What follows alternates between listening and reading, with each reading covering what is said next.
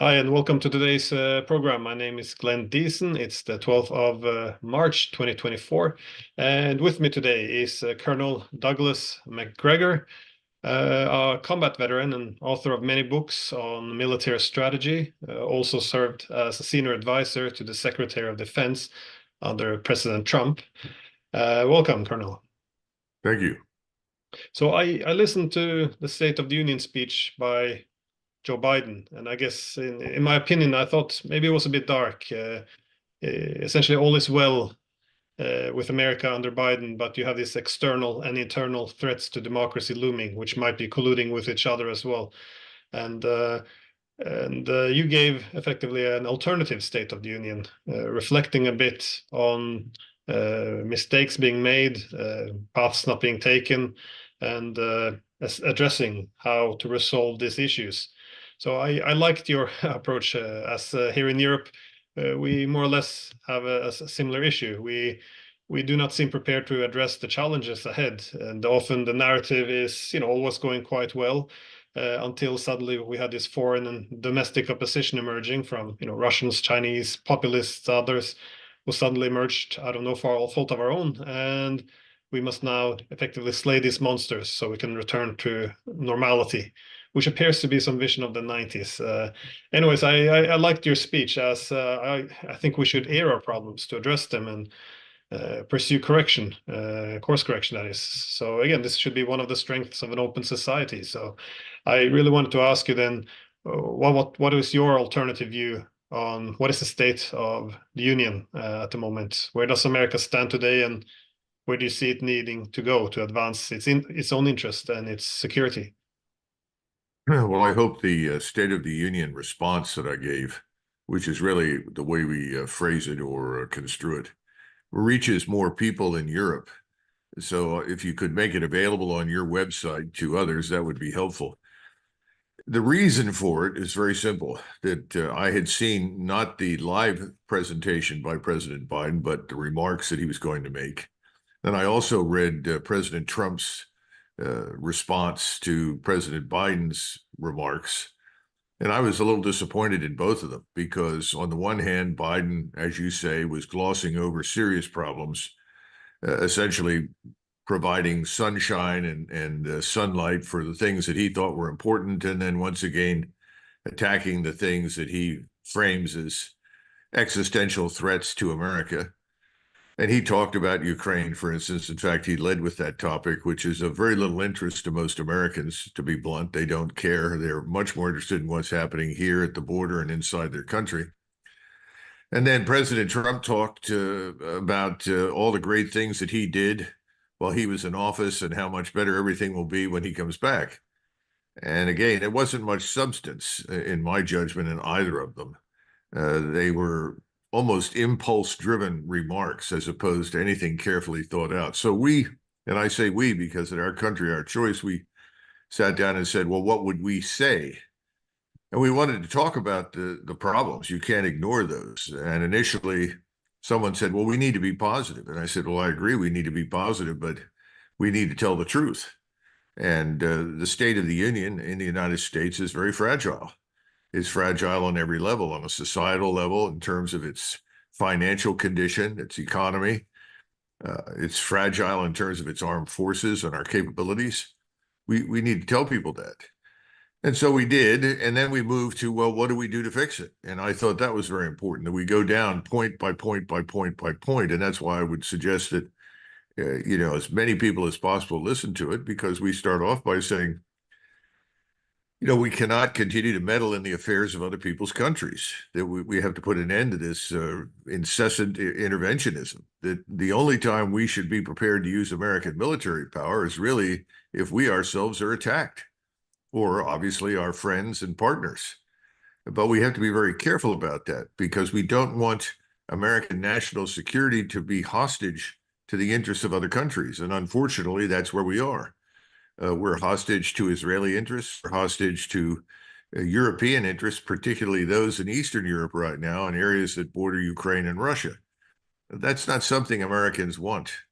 In other words, we don't want to be the dog whose tail wags us, if you will.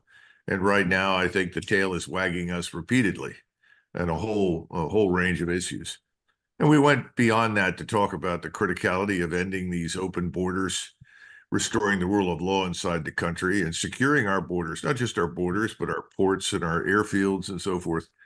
You know, a lot of people don't realize that tens of thousands, hundreds of thousands of illegals pass into the United States through the ports of San Francisco and New York and other places because our Coast Guard, which is a very good organization and very strong, is operating in the South China Sea. It's operating in the Persian Gulf. We're running around apprehending other people's problems. We're essentially providing security to other people's countries, but we're not adequately securing our own. And again, this goes back to where we should focus is in the Western Hemisphere, not on the Eurasian landmass. At any rate, we also talked about what can be done about the national sovereign debt, and nobody wants to talk about it. Everyone behaves as though debt doesn't matter. And we know, at least for the last 5,000 years of recorded human history, that debt has always mattered. And our argument is that we've got to address it, which means you've got to do two things. You've got to cut spending, and you've also got to find a way to restructure that debt so that it's manageable. If you don't cut any spending, your creditors aren't going to take you seriously, which means they're not going to help you restructure the debt. We're not doing either. In fact, looking at the budget that's shaping up right now for next year, we're looking at $7+ trillion, with $3.5 trillion borrowed and less than 4 million being from the means with which we create our wealth and prosperity. So if $3.5 trillion is being borrowed, where does that money come from? Well, our treasuries are not selling like hotcakes these days. And so the expectation is that a lot of this will simply be printed, which of course further devalues your currency and provokes inflation and a whole range of other problems. Nobody wants to go there. Nobody wants to talk about it. And finally, we're tired of having our culture, our national identity under attack all the time. If there's a way to destroy a country, a society, a civilization, the easiest way is to attack its national identity, history, culture, because you castrate it. You make it impossible for the population to defend itself because you've made the things that make it real, the population real, the identity real, illegal, or you've demeaned it, or you've demonized it. At any rate, it's being well received in the United States, and I know that it's being well received because YouTube is working very hard to change the algorithms to keep it away from people. So whenever that sort of thing happens, you know you're over the target area, as we say, that you're having an effect. So I think it's worked well. It's not a perfect answer, but it's an attempt to get past the fiction. And the fiction is killing us in this country, as it is in Europe. Yeah, I thought it's interesting what you said about being taken hostage, if you will, by the alliance commitments, because these days it seems like the key, a lot of the America's identity, well, self-identity at least, in terms of its role in the world, is to lead the world, and this is, based on this, on the idea of helping other countries advance freedom, democracy. Of course, these are good ideals, one could argue, but they're also tied a bit to the Wilsonian argument that the US should make the world safe for democracies. But it wouldn't have to be built that strongly into the US psyche, I guess, because America was founded on other traditions as well. In terms of the farewell speech by George Washington, he made this point that it's our true policy to steer away from permanent alliances with the foreign world, and have people like John Quincy Adams arguing not to go abroad in search of monsters to destroy. So there seems to have been also some which are advocating for not ruling the world or not leading the world necessarily to the same extent, and avoid foreign entanglements. Well, Americans are increasingly questioning this thing called democracy. I mean, what we call a republic, which we are a republic, not a democracy. We have representative government, but we have democratic processes here in the United States. And Americans are looking at these democratic processes and they recognize that they're corrupted. that they've been perverted and subverted. So we regard this word democracy as something that is divorced from reality here in our own country. In other words, we're worried about electoral integrity. We're worried about free and fair elections. We want officials who are not corrupt. We want a bureaucracy that is not corrupt. Why are we overseas preaching when we here at home have serious problems with our own quote unquote democracy? So that's the first problem. The second thing is, how does it help promote the notion of democracy by bombing the living daylights out of people that don't agree with you? Now, the things that we have historically done is when someone doesn't agree with us or questions our policy, is we try to bully them. When we can't bully them, then we turn to sanctions. If the sanctions fail, as they have demonstrably against Russia and China and other countries, well, then we bomb them. You know, this is all in the name of democracy. It doesn't make any sense at all. And the notion that there is some liberal order that has to be defended, if it has to be defended, then why are we the ones initiating all the offensive military action to bomb and harm people? In other words, where's the evidence for defending anything? In other words, our armed forces are not being used to defend us, the United States and the West. They're being used to attack others, especially since those others have not attacked us. And presenting people with fiction, suggesting that if we do not preemptively attack someone, that they will attack us, is nonsense. You know, Bismarck was right. Preemptive war is tantamount to committing suicide out of fear of death. It needs to stop. We need to get out of this business, but we've been doing it now for decades. I would argue we've been doing it since 1965, since we went into Vietnam. How well has it worked? Take a look at the world. It hasn't worked very well. Yeah, because it seems often the political differences appear in which war should be prioritized. So in past was should we go after the folks on Afghanistan or Iraq? In these days, it seems to be a split between focusing on Russia or China. It would be interesting with a deeper discussion, I guess, into what should be the role. And I know there probably not an appetite in the US for taking advice from Putin, but I remember in his 2007 Munich speech, he made this argument that this world, the unipolar world, he said it was not just damaging for all the countries in the international system, but also for the United States itself, because he argued it would, in this quote, destroy itself from within. And this is, again, not a new idea that one would exhaust its resources and cause all these internal differences and problems. But I wanted to ask you about what you think the priorities of the US should do, because, well, the way I see it, often success can be a curse because the US has been extremely successful in terms of, which is why it's so powerful. But foreign policy is often about foreign priorities. So under hegemon, one can do many mistakes and absorb a lot of the costs over time, of course. But over time, this ability diminishes. I was just with all of these wars, many of them have exhausted U.S. energy and resources, and also not producing the desired outcome. How should the United States reorganize its priorities? What should it focus on going forward? Well, Glenn, you've raised the most important question. What is the source of American national power and influence? And I would argue that it has very little to do with military power, contrary to popular belief. First and foremost, it's our economic strength, the prosperity we have built at home. Prosperity enables you to do many things, not only raise the standard of living for your population and make life better for Americans, which is what we historically tended to focus on before 1965, but it also enables you to build up friendships and alliances with others who want to benefit from your largesse. Remember, when Washington was president, he and Hamilton used to talk about America's mission in the world. Jefferson thought our mission in the world was, surprise, surprise, spread democratic ideals. Washington and Hamilton disagreed completely.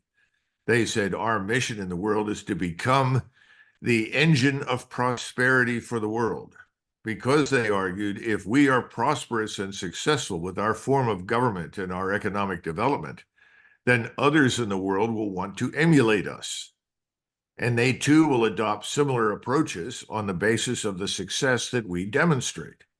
Washington and Hamilton won that argument. What a lot of people don't understand is that Jefferson at the time wanted us to cast our lot with the French Revolution. And, Washington thought that was sheer lunacy. First of all, he pointed out we have nothing in common with the French Revolution. These people are murderous maniacs who are destroying their own country, ruining their institutions, and killing their elites. We didn't do any of that during the American Revolution, quite the contrary. If anything, the American Revolution was a very conservative one, far closer to Cromwell and the Puritan Revolution than to anything that happened in France. We wanted nothing to do with that. So Jefferson was viewed as a nice person who was intelligent and certainly capable, but had temporarily lost his mind. The interesting part is that when Jefferson becomes president, he does not govern at all in the way that he had previously advocated. And he is very conservative in the way he approaches the world. Our strength lies in our prosperity and our economic foundations. It lies, or it used to lie, with the strength of our government. We had a government that was very honest. There's always a certain amount of corruption in every large bureaucratic structure. Our bureaucracy was relatively small. We did not have overseas holdings. We regarded the country that we had from the Atlantic to the Pacific as a de facto empire. We didn't need to go in search of a wider imperial sphere of influence or power. That changes briefly with Teddy Roosevelt. President Teddy Roosevelt, who comes out of the Spanish-American War and wants us to join with the British Empire in spreading our influence. But by 1910, 9 years after we occupied the Philippines, he recognizes that staying in the Philippines was a terrible mistake. And we subsequently spent the next 35, 40 years trying to get out of the Philippines because we had no business being a colonial power, didn't want to be a colonial power. We flirted with this repeatedly over time because we were taken over by people on the left. Principally, Wilson was the first, FDR was the second. Then we have a breathing space until we really reach Lyndon Johnson in 1965. And he tries to take advantage of the same opportunity, committing us all over the world, particularly in Southeast Asia. Remember that Eisenhower, who was certainly more comfortable, more comfortable with Washington's viewpoint. Eisenhower looked at NATO and said when he agreed to join NATO, and effectively that meant to lead it, he said, if it still exists in 10 years, we failed. In other words, NATO was not an end in itself. In other words, maintaining the wartime alliance and freezing the status quo around the world in ways that we thought were advantageous to us was not the goal. In other words, his goal and the goal of anybody that with any common sense on the right was to reinvigorate the countries that had fought in the war so that they could return to normalcy, return to building prosperity in their own countries, and do so in a fairly secure setting. Again, this is why Eisenhower wanted to offer neutrality to the states of the Warsaw Pact in order to get out of this unhealthy and destructive confrontation with the Soviet Union. Well, that's all history. We know what happened. Eventually, the Soviets do collapse. And one would have thought at that point, this is another opportunity to build prosperity beyond America's borders. What could we do to help Russia be prosperous and successful, or Ukraine, or any of the nations of the former Soviet Union and Eastern Europe? I think there was some of that, but I think unfortunately it was perverted into the notion that whatever happens has to happen in a way that serves our interests. Okay, what are our interests? And you hit the nail on the head. Instead of looking at the prosperity we need to build at home and the good relations we would like to have with everyone, the absence of conflict rather than the promotion of it, we decided to pursue global military, political, and most important, financial hegemony. And it's really the financial hegemony, more than anything else, that Russia and China and India, and now all the countries you see in the BRICS, want to get away from. They want to get out from under us and SWIFT and all of the other institutions that we control and manipulate to our advantage. And the military confrontation is really a manifestation of that conflict with the financial hegemony that we enjoy. And it's coming apart. It's very clear. When you have rapidly becoming a $35 trillion national sovereign debt, how much hegemony can you reasonably expect to exert over time? Not very much. And I think that's what Putin and others have said to us privately, and certainly in the discussion with Tucker, he made it very clear. You have an enormous problem with debt.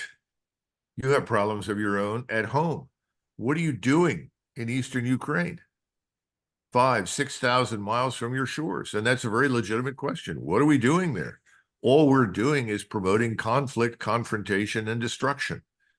And no one is willing to make peace because we view this conflict, confrontation, and destruction as working to our advantage. I don't think it does, but I think that's the view in Washington, certainly is in London, and I suspect in many Western countries. How they think they're benefiting from this is beyond me, because at the same time, we have enormous problems with the invasions of our country by people who are not us in vast numbers that we cannot assimilate, we cannot afford, we cannot maintain. So we have our own problems, and that's essentially the message of the State of the Union response. Let's get back to business at home. Let's make things right here. Let's regain our fiscal health, our national health. Let's reinvigorate the energy sector instead of running away from oil, gas, and coal, which we can utilize very effectively and competently, in favor of pie-in-the-sky schemes to make the world dependent upon solar power and things like this. We need to do what's in the interest of our country. We need to do it intelligently. And that's not the only area. We need to get back into the business of high-end manufacturing. Just 30 years ago, 20 years ago even, we were at the top of our game in terms of high-tech manufacturing. We aren't anymore. It's all migrated elsewhere. And we've facilitated that. That is, our elites have facilitated it. So we have serious problems here. And that's where we ought to focus. And I think most Americans agree with that, but the people in power do not. The ruling elite is very divorced in its thinking and mentality from the rest of the population. I remember being somewhat optimistic in 2016 some of Trump's economic ideas, because for me, a lot of it reminded me a bit about the American system, some vigorous industrial policies, but it seemed to have gone maybe a bit too far, not maybe, a bit too far in terms of seeking to cripple the development of China. That would maybe go too far.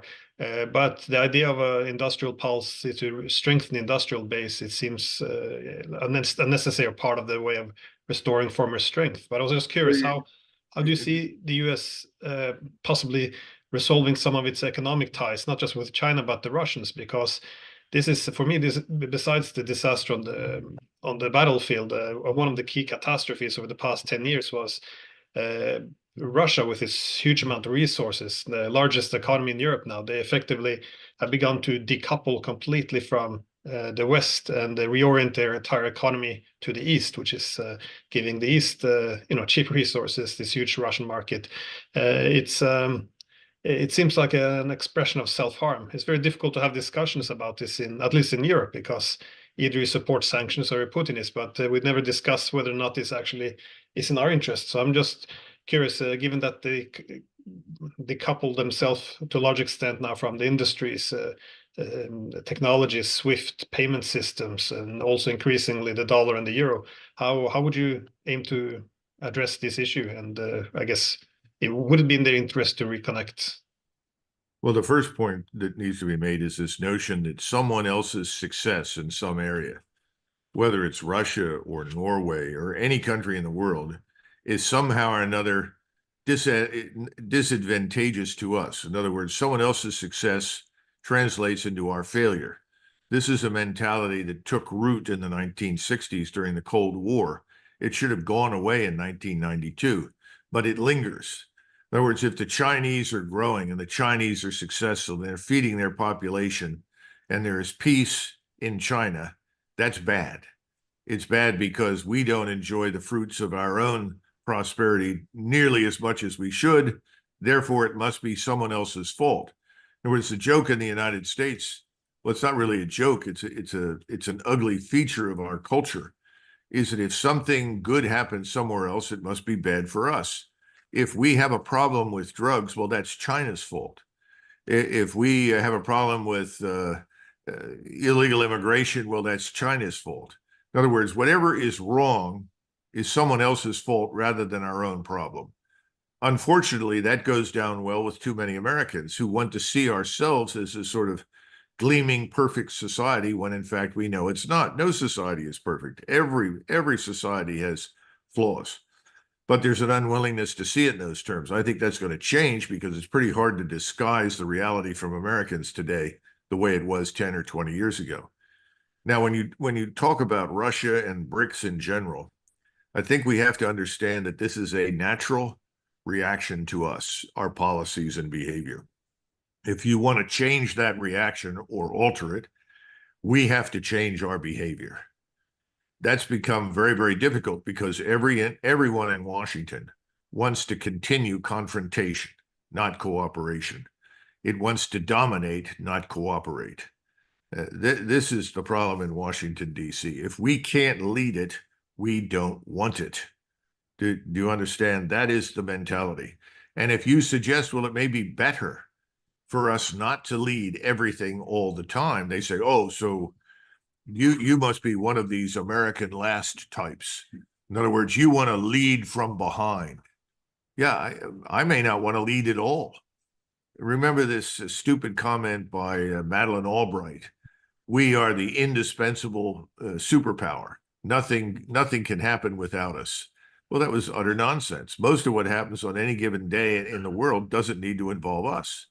We used to take that position because we said, first and foremost, we need to focus on ourselves, on what's wrong at home and fixing it, improving ourselves before we go anywhere else. We threw that, off the bus a long time ago, and we've been riding this bus to disaster, a destination with no future for us at all, by saying that we have to be involved with everything. We don't. But this, we have to lead from the front and lead all the time, has actually been reinforced by our European allies, because our European allies have only too readily abdicated responsibility for themselves, for their countries, for their defense, in favor of what? Dependence upon us. I would argue that today's European states are very similar to the Greek city-states at the time of the Roman Empire. And eventually the Greek city-states, in order to maintain their independence from the king of Macedonia, another Philip who was constantly involving himself in Greek city-states' internal matters, they called in the Roman legions. Well, the Roman legions came in, promptly defeated the Macedonians, but then they turned to the Greeks and said, look, we're not going to tolerate any more nonsense from you. So you've got to behave yourselves. You've got to govern yourselves effectively. Well, it was pretty clear that wasn't going to happen. So what happened? Greece became part of the Roman Empire. Well, we made you effectively the part of this illicit overseas empire that we created in the aftermath of World War II. It's over. We can't afford it. We don't need it. We don't want it. But you've got a problem. You've got to convince yourselves that you don't need us and that you can govern yourselves, that you can sort yourselves out. And there are an awful lot of elites right now, I call them the globalist elites, who are downplaying independence for European states. They see this as something bad. I think Europeans need to rediscover that they are in their own right nation states. They represent a different set of interests, different cultures, different peoples. You've got to find your own way forward. Now, this was something that Donald Trump said at the beginning of his previous administration. He said Europeans need to be their own first responders. That was his way of saying you've got to wean yourselves off of dependence on us for military power and strength and support. In other words, you've got to build your own capabilities. That was his argument about spending on defense. That all seems to have failed miserably. All you have to do is take a look at the European states in NATO and look what's happened in Ukraine. Show me a state in Europe today that is remotely prepared to take on anybody militarily.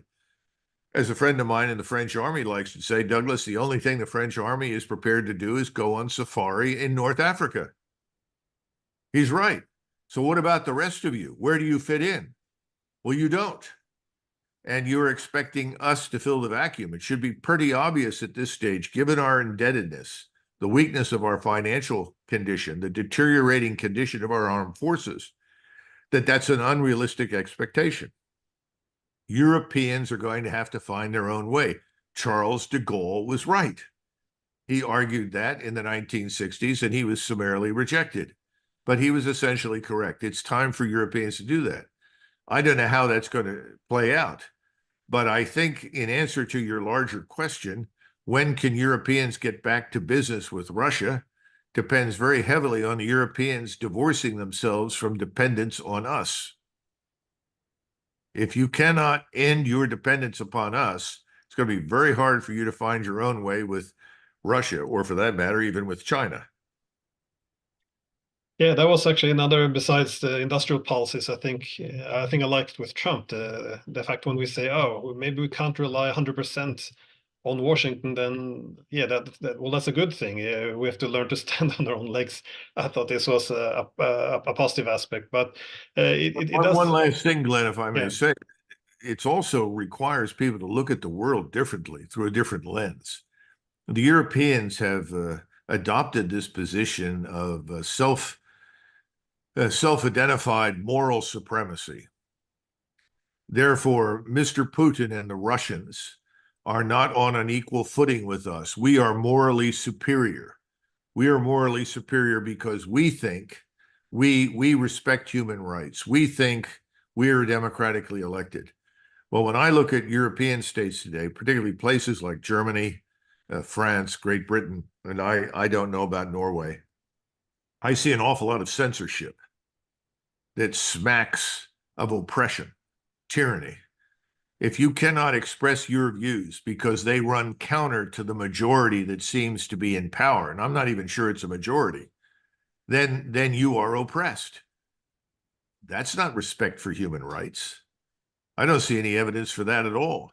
I think if you're really worried about human rights, you would want a free and open society where everyone can express their views. This notion that some views are more morally justified than others has got to go away, because who makes that decision?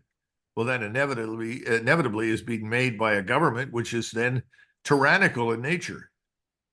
So I think that needs to stop, this moral supremacy nonsense, and stop taking the position that unless Russia or China or India or Iran or anyone in the world reflects you, in other words, mirror images, whatever you think is appropriate,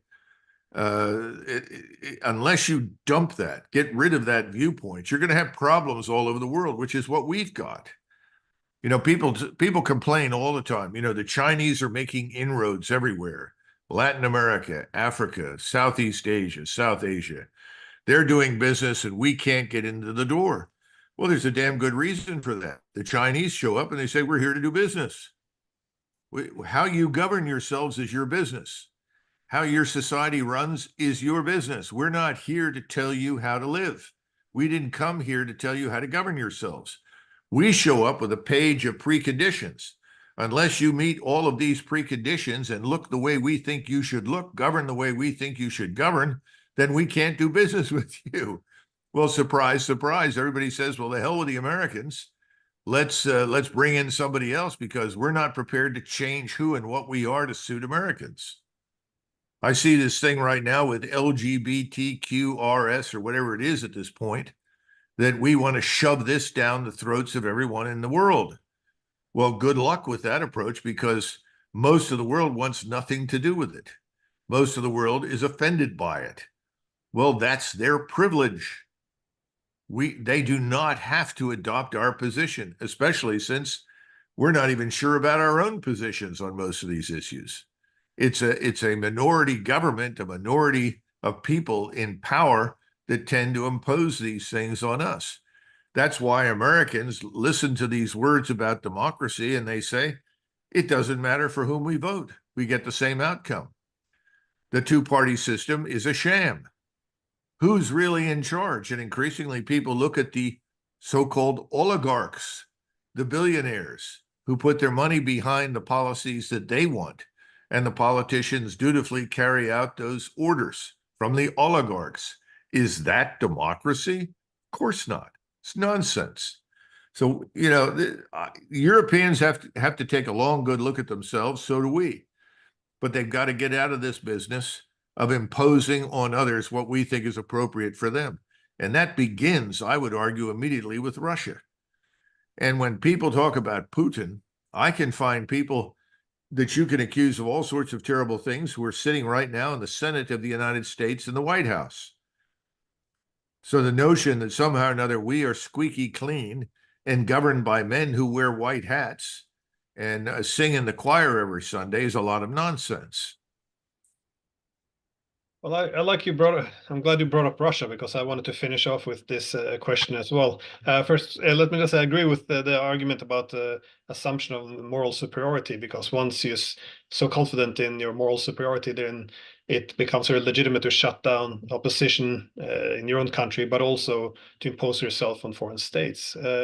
But on the issue of the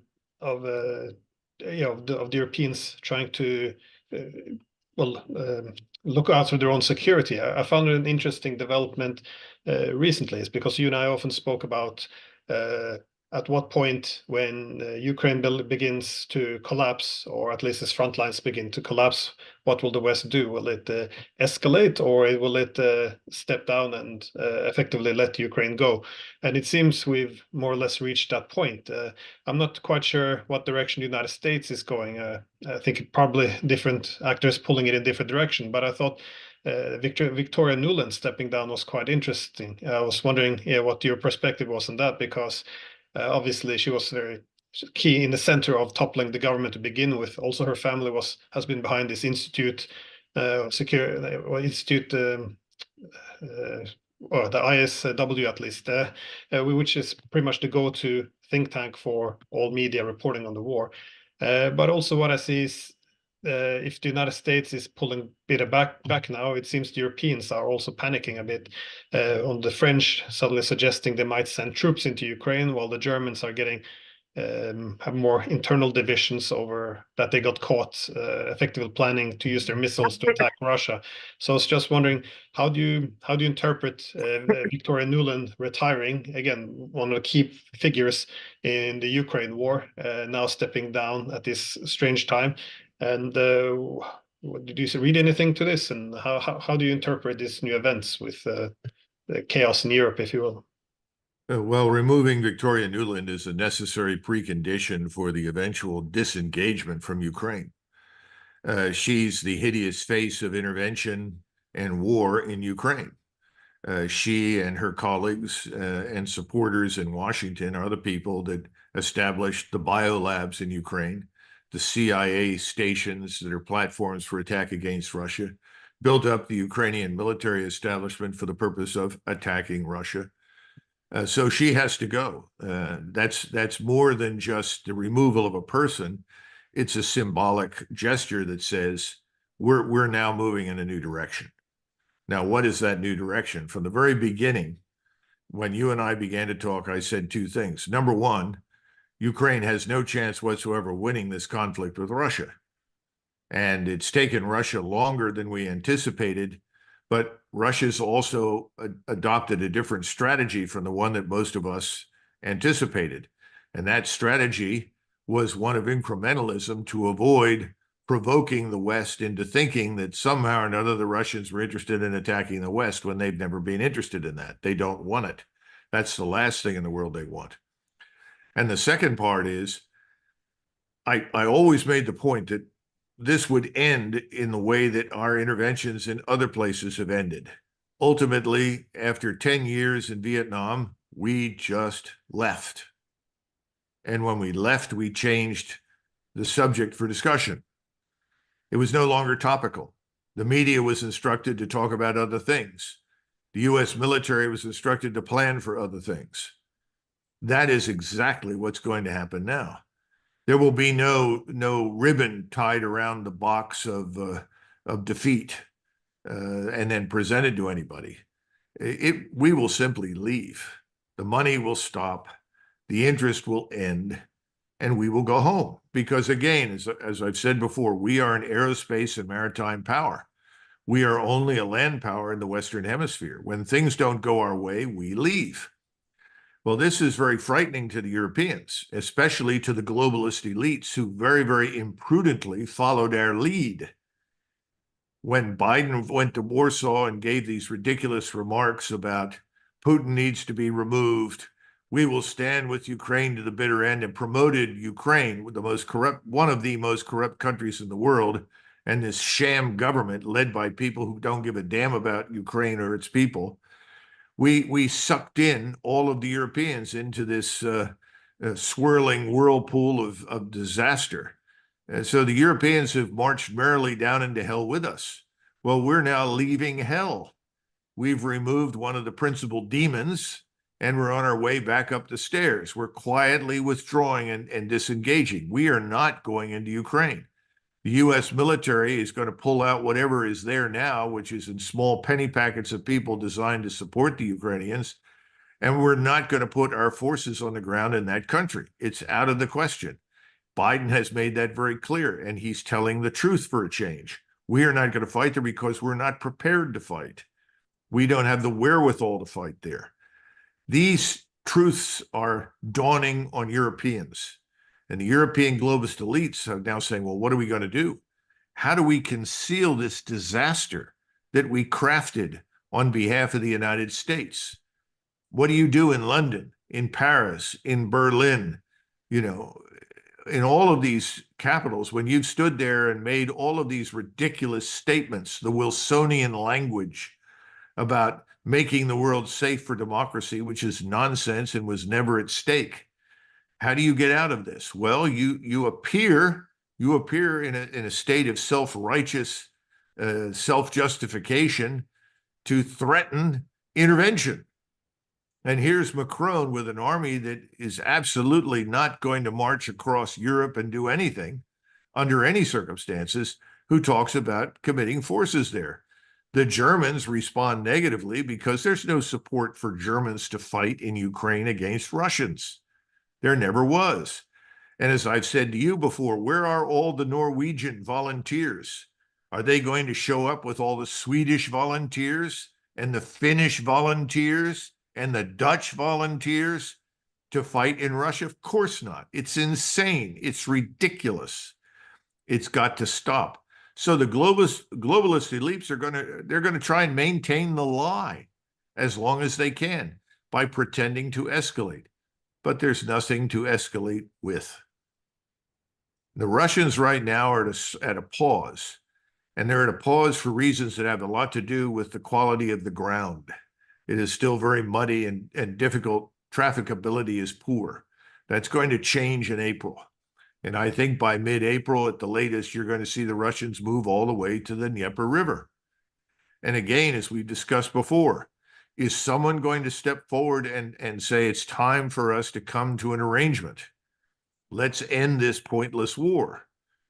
And I think somebody will. I don't think it's going to be in Washington, but I think it will happen in Europe. I don't know who it will be, but someone will step forward and say it's time to end this travesty. And the Russians will end it. But I don't think it will end until the Russians control Odessa. I don't think it will end until the Russians control Kharkov, and they may control everything east of the Dnieper River. Now, they may settle for something less than that. I can't divine what that might look like. The Russians are going to have to ask themselves the question, can we trust anybody in the West? Because all of this was always about a neutral Ukraine.